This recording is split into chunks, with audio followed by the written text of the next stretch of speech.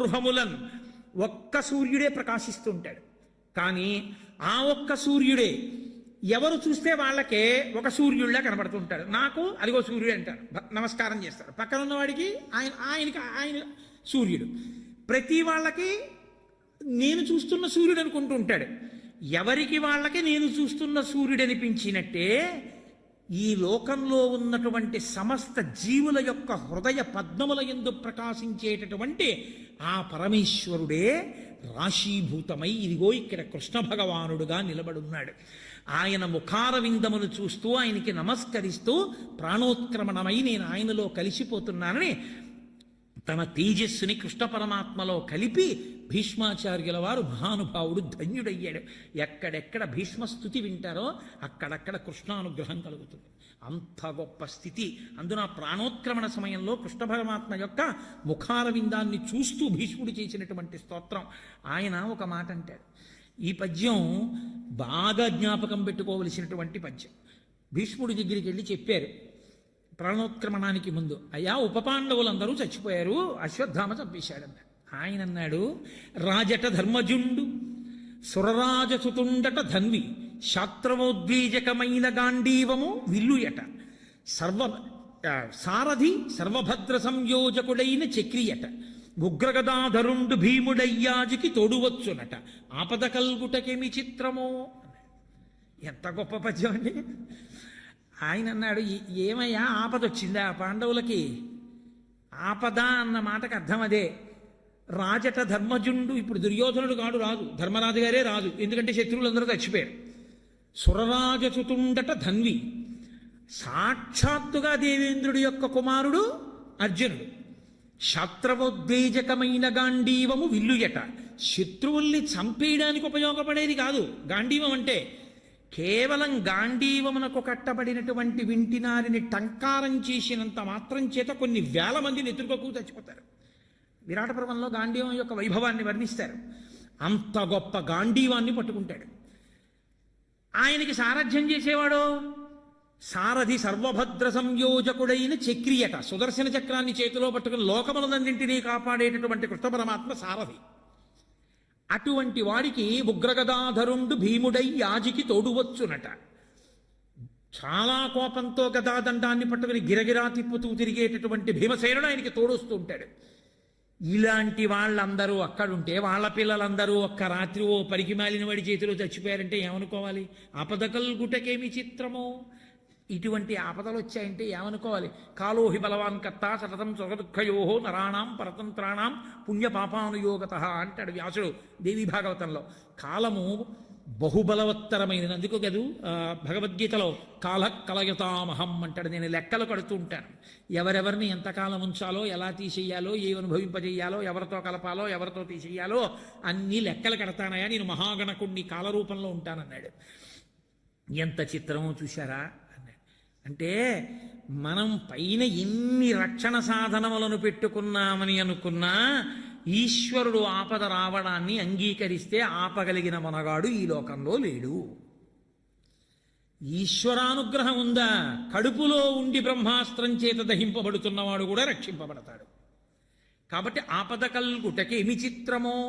భాగవతంలో ఈ పద్యాలు వింటే మనకి ప్రతి చిన్న విషయానికి మనసు పెద్దగా కదిలిపోయేటటువంటి లక్షణం ఉండదు, స్థిరంగా నిలబడుతుంది. ఓ ఈశ్వరుడు ఒకడున్నాడు, వాడి సంకల్పం అని. కాబట్టి ఏమి భాగవతం అవుతుంది 10 రోజుల్లో, ఏమి ఘట్టాలు అవుతాయి. 8:30 అయిపోయింది. వేరొక్క ఘట్టాన్ని ప్రస్తావన చేసి ఇవాళ ఉపన్యాసాన్ని పూర్తి చేసేస్తాను. ఆ పుట్టినటువంటి పరీక్షిత్తు పెద్దవాడయ్యాడు, కృష్ణ పరమాత్మ శరీరాన్ని విడిచిపెట్టేశారు. అంటే ఆ మాట ముందు ఎందుకు చెప్పవలసి ఉంటుందంటే భాగవతంలో ఇది చెప్పకపోతే పరీక్షిత్తు భాగవతం వినడం మొదలు పెట్టడం కుదరదు. కాబట్టి మళ్ళీ కృష్ణలీలలు వస్తాయి, కృష్ణుడు పుట్టడం అవి వస్తాయి, కంగారు పడిపోకండి. కృష్ణుడి శరీరం విడిచిపెట్టారు కాబట్టి కృష్ణుడి యొక్క నిర్యాణం అయిపోయింది. పాండవులందరూ భారమైనటువంటి హృదయస్థితిని పొందారు. ధర్మరాజు గారు, ఇతర పాండవులు, ద్రౌపదీదేవి స్వర్గారోహణ పర్వంలో శరీరాన్ని విడిచిపెట్టేశారు. శరీరాన్ని విడిచిపెట్టే ముందు పరీక్షిత్తుని సింహాసనం మీద కూర్చోబెట్టి పట్టాభిషేకం చేశారు. మహాధర్మాత్ముడు పరీక్షిత్ తన తాతలు ఎలా పరిపాలన చేశారో అలా పరిపాలన చేసేటటువంటి స్థితి కలిగిన వాడు గొప్ప కృష్ణ భక్తుడు. అటువంటి వాడు రాజ్యాన్ని పరిపాలన చేస్తున్నాడు. పరిపాలన చేస్తున్నటువంటి కాలంలో ఒకానొకప్పుడు ఆయన రాజ్యమంతా విజయయాత్ర చేసి వేటాడి వెడుతున్నాడు. వేటాడేటప్పుడు పోతన గారు ఒక చమత్కారమైన మాట అన్నారు. వేటాడినటువంటి పరీక్షిత్ అన్నిటినీ వేటాడాడు, కానీ చంద్రుడిలో ఉన్నటువంటి మృగాన్ని ఒక్కదాన్ని వదిలిపెట్టాడు అన్నాడు. అంతా వేటాడాడు. చిత్రం ఏమిటంటే ఆయన తిరుగుతున్నప్పుడు ఆయనకు ఒక ఆశ్చర్యకరమైనటువంటి సందర్భం కనపడింది. ఒక ఆవు ఒకటి ఏడుస్తోంది, దానికి దూడ లేదు. దూడలేని ఆవు ఏడుస్తోంది. దాని ఎదురుగుండా ఒక ఎద్దు నిలబడి ఉంది. ఆ ఎద్దుకి ఒక్క కాలు మీదే ఉంది. ఆ ఎద్దు 3 కాళ్ళు లేవు. అసలు ఒంటి కాలు మీద ఎద్దు నిలబడడం అన్నది మీరు ఊహించనే లేదు. అంత కష్టం ఎద్దు శరీరానికి.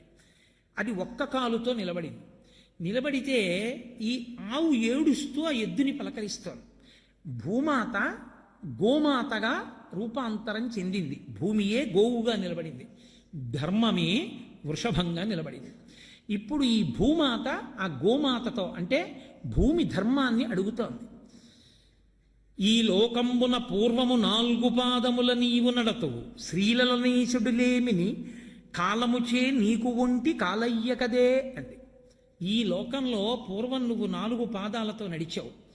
ధర్మమును ఎద్దుగా సంకేతించినప్పుడు ధర్మానికి ఉండేటటువంటి 4 పాదాలే సత్యము, శౌచము, దయ, తపస్సు 4. ఇందులో 3 పాదాలు పోయాయి. 3 పాదాలు పోయాయి అంటే ఎందుకు పోయాయి ధర్మము అంటే 3 పాదములు ఒక్కొక్క గుణం చేత నశించిపోయాయి. తపస్సు దేని చేత నశించిపోయింది అంటే ఎప్పుడూ తపస్సు చేసేటటువంటి వాళ్ళు నేను గొప్పవాణ్ణి అన్న మాట చెప్పించుకోకూడదు. అలా చెప్పించుకున్న కారణం చేత కలియుగంలో తపస్సు భ్రష్టమైపోయింది. రెండవది శౌచం. ప్రతి విషయాన్ని పట్టించుకునేటటువంటి లక్షణం రావడం వల్ల సంగము చేత శౌచము పోయింది. ఇక దయ. దయ ఎందుకు నశించిపోయింది అంటే ప్రతివారి యందు ఏదో ఒక కారణానికి అహంకారం పెరిగిపోయి దయ నశించిపోయింది. ఇక మిగిలినది సత్యం ఒక్కటే. సత్యము మార్పు చెందనది పరమాత్మ. అందుకని ఆ ఒక్క పాదంతోనే ఆ గోవు నిలబడింది. అందుకని ఆ ఆవు చూసింది ధర్మం ఎంతకాలం ఉంటుందో అంతకాలం భూమి భరించగలదు. ధర్మం లుప్తం అయితే బరువు అన్న మాట లోకంలో ఉండేటటువంటి జనుల వలన జంతువుల వలన కాదు. ధర్మం నశించిపోతే భూమికి బరువు. ధర్మం ఉంటే ఎంతమంది ఉన్నా భూమికి బరువు కాదు. అందుకని శ్రీలలనేశుడులేమిని కాలముచే నీకు ఒంటి కాలయ్య కదే. ఒకానొకప్పుడు కృష్ణ పరమాత్మ చక్కటి శ్రీచిహ్నములతో కూడినటువంటి పాదములతో ఈ భూమి మీద తిరుగాడాడు. అటువంటి కృష్ణ పరమాత్మ అవతార పరిసమాప్తి చేశాడు. ఆ కారణం చేత నీకు 3 కాళ్లతో నువ్వు 3 కాళ్ళు పోగొట్టుకుని ఒంటి కాలితో తిరుగుతున్నావు. నిన్ను చూస్తే నాకు ఎంతో బాధగా ఉంది. నా కన్నుల నీరు కారుతోంది. నిన్ను ఆ ఒక్క కాలుతో కూడా ఉండకుండా చెయ్యడం కోసమని ధర్మమునకు కట్టుబడిన వారిలా నటించేటటువంటి వారు పట్టి ఆ కాలు కూడా తెగ్గొట్టేస్తారని ఏడుస్తున్నాను. నీకు 3 కాళ్ళు లేవు అని నీ గురించి ఏడవట్లేదు. నీకు 3 కాళ్ళు పోయాయి అని నేను ఎందుకు ఏడుస్తున్నానో తెలుసా? నీకు ఈ 3 కాళ్ళు పోయిన కారణం చేత రాబో కాలంలో ఎవరెవరు ఏది భరించాలో దాన్ని వదిలేస్తారు. మొట్టమొదట భరించవలసినటువంటి వాడు భర్త భార్యని భరించాలి. కానీ ఆయన భార్యని విడిచిపెట్టి అన్య స్త్రీ ఎద్దు మనసుని లగ్నం చేస్తాడు. ఇది ధర్మవైక్లభ్యం వల్ల వచ్చేటటువంటి మొట్టమొదటి లక్షణం. భర్త భార్యని వదిలిపెడతాడు. తల్లిదండ్రుల్ని పోషించవలసినటువంటి కర్తవ్యం ఉన్న పిల్లలు తల్లిదండ్రుల్ని పోషించరు. ప్రజల్ని రక్షించవలసినటువంటి ప్రభువులు భోగలాలసులై తిరుగుతారు తప్ప ప్రజల గురించి పట్టించుకోరు. యజ్ఞయాగాది క్రతువులు విమర్శింపబడి యజ్ఞయాగాది క్రతువులు జరగవు. హవిస్సులు ఇచ్చేవాళ్ళు ఉండరు కాబట్టి దేవతలకి హవిస్సు అందదు కాబట్టి దేవతలు ప్రీతి చెందరు కాబట్టి వర్షాలు పడవు కాబట్టి లోకంలో ఉండేటటువంటి సమస్త జీవజాలము ఆకలితో అలమటిస్తుంది. నీళ్లు దొరక్క బాధపడతారు. నీరు దొరకకపోతే మళ్ళీ ధర్మం నాశమే. ఎందుకో తెలుసా అండి? అసలు ధర్మము అన్న మాట ఎక్కడుంటుందంటే సంధ్యావందనం దగ్గర. సంధ్యావందనం చెయ్యాలి అంటే ఉండవలసినవి ఏవీ అక్కర్లేదు, నీళ్లే కావాలి. ఆచమనం చేసి అర్ఘ్యం ఇవ్వద్దు. ఆ అర్ఘ్యమే శత్రువులను పడగొడుతుంది. లోకంలో సూర్యోదయం కాకుండా చేసేటటువంటి శత్రువులను పడగొట్టేది అర్ఘ్యజలమే. ఆ అర్ఘ్యం ఇవ్వడానికి నీళ్లు ఉండాలి. నీళ్లే లేకపోతే ఇంకా సంధ్యావందనాలు ఏవి? సంధ్యావందనాలు లేకపోతే ఆసురీ శక్తుల ప్రబలం. కాబట్టి నీరు ఉండదు. ఇటువంటి స్థితి వస్తుంది. అందుచేత ఇప్పుడు నీకు 3 పాదములు లేని కారణం చేత దేవతలకు, ఋషులకు, పితృదేవతలకు, నాకు, నీకు, నానావర్ణాశ్రమములకు, గోవులకు బాధయనుచు కుందెదననగా అన్నాడు. ఈ 7 బాధపడుతుంటారు. కలియుగం రాబోతోంది. అప్పటికి ద్వాపర యుగం పూర్తయిపోతోంది. ఇంకా ఈ 7 ఎప్పుడు నిత్యము క్షోభ పొందుతారు. ఎవరంటే దేవతలకు. ప్రతివాడు దేవతల్ని విమర్శించేవాడే. తెలిసి తెలియని ప్రతివాడు దేవతల్ని ధిక్కరించి జీవించేవాడే. ఒక్కడు హోమం చేసేవాడు ఉండడు, యజ్ఞం చేసేవాడు ఉండడు, యాగం చేసేవాడు ఉండడు, హవిస్సిచ్చేవాడు ఉండడు. వేదానికి గౌరవం క్షీణించిపోతుంది. కాబట్టి దేవతలకు, పితృదేవతలకు కష్టపడి కని పెంచి పెద్ద చేసి ఎంతో ప్రయోజకుణ్ణి చేసి తన శరీరం కూడా వాడి చేతులలో పెట్టినటువంటి అగ్నిహోత్రం చేత కాలిపోవాలనుకున్నటువంటి తండ్రి శరీరాన్ని విడిచిపెట్టిన రోజు జ్ఞాపకం పెట్టుకుని అన్నదమ్ములందరూ కలిపి తద్దినం పెట్టేటటువంటి రోజు కూడా పోతుంది. దేశం యొక్క గౌరవాన్నంతటినీ నువ్వు ఒక బట్టలో చూసి నమస్కారం చేస్తున్నావు పతాకానికి. నిన్ను కన్న తండ్రి కాపాటి గౌరవం లేదా? నిన్ను కన్న తల్లి కాపాటి గౌరవం లేదా? వాళ్ళకి తద్దినం పెట్టవలసిన అవసరం లేదా? ఆ కడుపున పుట్టిన వాళ్ళ మధ్య ఎన్ని విభేదాలైనా ఉండొచ్చు. మీ అన్నకి 50 ఏళ్ళు వచ్చాయి. మహా బతికితే ఇంకో 20 ఏళ్ళు బతుకుతాడు. 70 ఏళ్ల కన్నా బతుకుతాడనే నమ్మకం ఏం లేదు. ఇంకొక 20 ఏళ్ళు బతికితే ఏడాదికి అన్న తమ్ముడు కలిసి మాట్లాడుకునేటటువంటిది మహా అయితే 5 రోజులు ఉంటుంది. 5 రోజులుంటే ఇంకా అన్నగారు బతికున్న 20 ఏళ్లలో 25లు 100 రోజులు కలుసుకుంటారు. 100 రోజుల్లో రాత్రి ఇద్దరూ నిద్రపోతారు కాబట్టి అన్నదమ్ములు 50 రోజులు మాత్రమే పగళ్ళు ఉంటారు.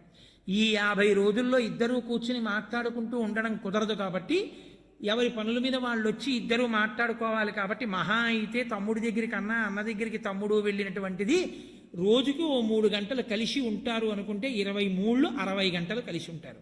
60 గంటలు కలిసి ఉంటారంటే ఇక ఈ జీవితంలో తల్లిదండ్రులకు పుట్టినటువంటి అన్నదమ్ములం అనిపించుకున్నటువంటి వాళ్ళం కలిసి ఉండేది ఇక 3 రోజులు మాత్రమే మాట్లాడుకునేది.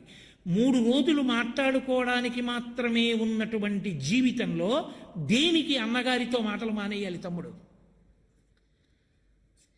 దేనికి అన్నదమ్ములు? మహాపండితుడు ఎంతో ఈశ్వరోపాసన చేసినటువంటి తండ్రికి తద్దినం పెట్టేటప్పుడు అన్న తమ్ముడు కలిపి తద్దినం పెట్టని దౌర్భాగ్యం ఎందుకు ఏర్పడాలి? అంటే కలియుగం యొక్క లక్షణం. ఏ కారణం లేకుండా అన్నదమ్ములు తల్లిదండ్రులకి తద్దినం పెట్టేటప్పుడు కూడా కలుసుకోరు. ఖాళీ లేదు, లేకపోతే మాటలు లేవు, కలవరు. అంతకన్నా దురన్యాయం ఏముంటుంది లోకంలో?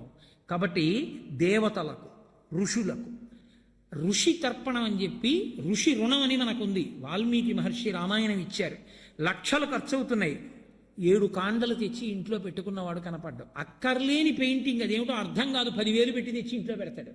రామాయణం పుస్తకాలు ఉండవు, భాగవతం పుస్తకాలు ఉండవు, భారతం పుస్తకాలు ఉండవు, 4 పద్యాలు నోటికి రావు. తీసుకెళ్ళి నించోపెట్టి ఎక్కడిదో ఎప్పటిదో సినిమా కథ కొంచెం చెప్పి ఆప్ చేసి, మిగిలింది చెప్పి ఆప్ చేసి, ఈ సినిమా ఏమిటి అని అడిగితే ఠక్ అని చెప్తాడు. ఇందులో నాయకుడు ఎవరంటే చెప్తాడు, నాయిక ఎవరంటే చెప్తాడు, దర్శకుడు ఎవరంటే చెప్తాడు. పాట కొద్దిగా పాడి మిగిలింది ఏమిటంటే పాడతాడు. పోతన గారి భాగవతంలో పద్యం రాదు. కాల్చేయద్దువండి, ఋషులు అవమానింపబడలా? కాబట్టి దేవతలకు, ఋషులకు, పితృదేవతలకు, తండ్రికి తల్లికి తద్దినం పెట్టేవాడు ఉండడు.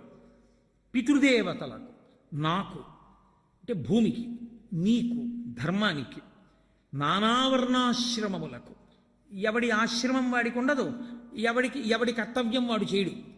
నానావర్ణాశ్రమములకు, గోవులకు, ఆవుని రక్షించేవాడు, ఆవుని పోషించేవాడు, ఆవుకి నమస్కరించేవాడు ఉండడు. ఆవుల్ని చంపి వ్యాపారం చేసుకునే స్థితి లోకంలో వచ్చేస్తుంది.